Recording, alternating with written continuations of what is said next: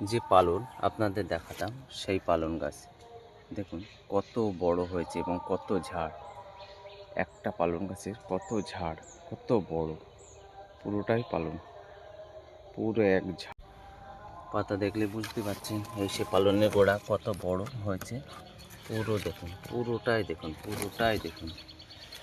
এই পালনটা সাধারণত লম্বা হবে কম করেও 9 ফুট। 9 ফুট পুরো একটা ঝাড় বড় হয়েছে, পুরো 9 ফুট।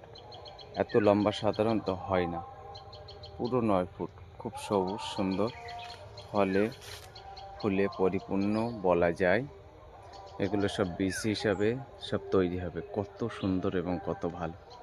পুরো পালন এত লম্বা এত বড় সবসময় হয় না। দেখেছেন, দেখলেই বুঝতে পারছেন, খুবই সুন্দর এবং ভালো লাগছে। পুরোটাই পালন। দুটো কিন্তু দুই প্রজাতি, এ একটা প্রজাতি আলাদা, এ একটা প্রজাতি আলাদা। দুটো সম্পূর্ণ দুই রকম,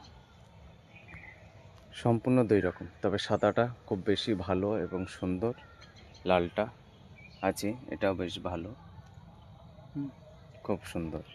এই ঝাড়টা কম করেও 9 ফুট লম্বা, খুব সুন্দর এবং ভালো।